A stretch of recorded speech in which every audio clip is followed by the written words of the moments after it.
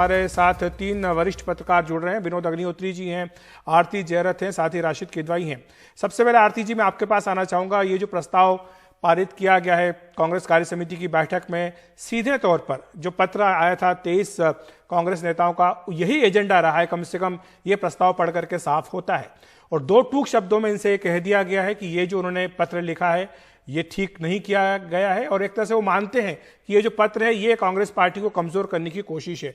तो अब इनके लिए आगे का क्या रास्ता है? अब यही देखना है। सोनिया गांधी ने, हमने सुनने में ये आया है कि सोनिया गांधी ने कहा है कि दुख तो हुआ था, पर she doesn't hold any grudges against them.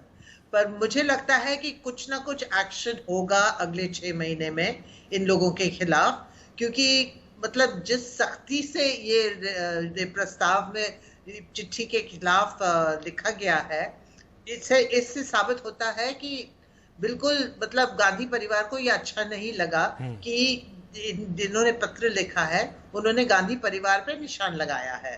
तो उनको अच्छा नहीं लगा है। तो मुझे लगता है कि कुछ ना कुछ एक्शन तो जरूर होगा जी। और जिस मतलब घुमा फिरा के कोई लग रहा है कि कोई चेंज नहीं होगा, गांधी परिवार बैठी ही रहेगी वहां।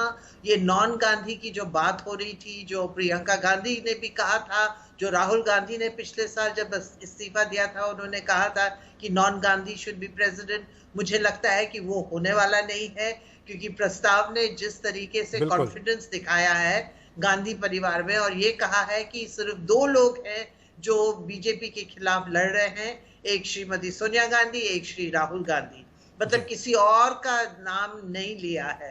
तो गांधी परिवार कहीं जाने वाली नहीं है, वो बैठी ही रहेगी।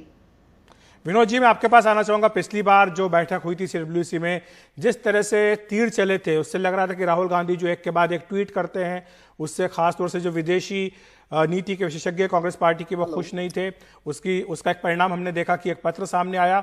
आज जिस तरह से CWC के प्रस्ताव में साफ तौर पर यह कह दिया गया उन लोगों की मौजूदगी में जिन्होंने कि ये पत्र लिखा था, जैसे कि गुलाम नबी आजाद भी इस बैठक में शामिल थे, तो सीधा सीधा ये कह दिया गया है कि आपको सोनिया गांधी, राहुल गांधी के नेतृत्व पर सवाल उठाने का कोई अधिकार नहीं है। देखिए अखिलेश, जिस तरह से आपको याद होगा, जैसे ही पत्र ये लीक हुआ और उसके बाद कल से लेकर के आज तक तमाम सारे कांग्रेस पार्टी के नेताओं के जो इस पत्र में हस्ताक्षर करने वाले नहीं थे, उनमें से कई लोगों ने लगातार ट्वीट करके सोनिया गांधी में विश्वास जताया, राहुल गांधी में विश्वास जताया, और कई ने कहा कि राहुल गांधी कमान संभाले, सोनिया गांधी बनी रहे। कुल मिलाकर के एक तरह से एक स्वर यही रहा कि नेहरू गांधी परिवार ही जो है पार्टी की ताकत है और पार्टी को लीड करे। और वर्किंग कमेटी ने भी वही रेजोल्यूशन पास किया और सोनिया गांधी को अगले सेशन तक के लिए उनसे रिक्वेस्ट किया, जिसको उन्होंने मान लिया। इससे साफ जाहिर है कि सेशन में जो भी होगा वो नेहरू गांधी परिवार की इच्छा के हिसाब से ही होगा। या तो राहुल गांधी फिर से अध्यक्ष बनेंगे, या सोनिया गांधी और राहुल गांधी जिसको चाहेंगे वही अध्यक्ष बनेगा। और ये बात ये जो 23 हस्ताक्षर करने वाले हैं ये भी समझ गए हैं, क्योंकि जो शुरुआती तनातनी हुई राहुल गांधी के बयान से, गुलाम नबी आजाद और कपिल सिब्बल के ट्वीट आए, उसके बाद जिस तरह से सारे विड्रॉल हुए, उससे समझ में आ जाना चाहिए कि ये नेता पार्टी देखिए कोई नहीं तोड़ना चाहता है। थोड़ा बहुत हलचल करने की का एक उद्देश्य था, वो हलचल हो गई, लेकिन ये जरूर है कि देर सवेर जो है एक खटास जो पैदा हुई है, ये कहीं ना कहीं पार्टी के अंदर एक जो गुटबाजी है उसको तेज जरूर करेगी। ठीक है, राशिद जी के पास आना चाहूंगा। राशिद जी, आप बहुत समय से कांग्रेस पार्टी को बहुत करीब से देखते आए हैं, आपसे सीधा जानना चाहूंगा, ये जो 23 नेताओं की ओर से पत्र लिखा गया, ये कह रहे हैं कि हम शुभचिंतक हैं, हम चाहते थे कि पार्टी में बदलाव हो, इसलिए हमने ये पत्र लिखा है, लेकिन एक पूरे इस प्रकरण से क्या ये बात साफ नहीं हो रही कि जो कांग्रेस पार्टी है, संगठन है, उसके ऊपर गांधी नेहरू परिवार की जो पकड़ है वो किसी भी हालत में कमजोर नहीं है। चाहे राहुल गांधी की अगुवाई में 2 चुनाव कांग्रेस पार्टी हार गई है, लेकिन इसके बावजूद जो पकड़ है वो मजबूत की मजबूत बनी हुई है।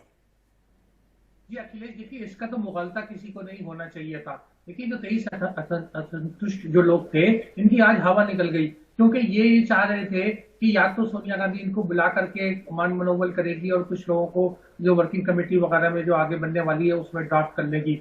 चुनाव की बात करके ये अब कहीं ना इलेक्शन कमीशन के पास जा सकते हैं, ना चीफ जस्टिस ऑफ इंडिया के पास, ना किसी कोर्ट ऑफ लॉ में, ना कोई दलील ना अपील, क्योंकि वो अगर चुनाव की प्रक्रिया शुरू हो रही है तो उस पर कोई आपत्ति नहीं है। राहुल गांधी चाहते थे कि बिहार चुनाव हो जाए, उसके बाद वो अध्यक्ष के लिए, अब वो अध्यक्ष का चुनाव लड़ेंगे अगर, तो इनके लिए दिक्कत आ जाएगी। इन 23 में से कपिल सिब्बल या शशि थरूर या जो दूसरे लोग हैं, आनंद शर्मा, इनमें से कौन है जो सामने आएगा? सबने देखा है, आरती जी ने भी देखा है कि जितेंद्र प्रसाद जब सोनिया गांधी के खिलाफ लड़े तो 99% वोट जो थे वो सोनिया गांधी को मिले। सीताराम केसरी जो कमजोर समझे जाते थे, लेकिन शरद पवार और राजेश पायलट दोनों को उन्होंने आसानी से परास्त कर दिया था। तो जो कांग्रेस प्रेसिडेंट है उसका बड़ा इकबाल होता है, बड़ा उसकी गरिमा होती है और उसकी बहुत इज्जत होती है। और ये गांधी परिवार के हैं, तो इनके सामने ये लोग नहीं टिक पाएंगे, अभी कुछ कर भी नहीं सकते और इनके खिलाफ कार्रवाई होती रहेगी। जैसे राज्यसभा में अब कोई नया लीडर बना दिया जाएगा तो उसके लिए तो कोई आपत्ति नहीं कर सकते। तो जो लोग जो लोकसभा के हैं उनके लिए तो थोड़ी बचत रहेगी, लेकिन बाकी लोगों के लिए बड़ा बुरा समय होगा। बिल्कुल। तो ये सवाल उठता है कि ये सब जानते हुए भी इन 23 लोगों ने आखिर पत्र लिखा, तो क्यों लिखा? क्या वो ये नहीं जानते थे कि किस तरह से उनके खिलाफ कार्रवाई हो सकती है, किस तरह से जो उनके मुद्दे उठाए गए हैं उस पर कोई भी असर नहीं होने वाला है, एक कान से सुनकर दूसरे कान से निकाल दिया जाएगा?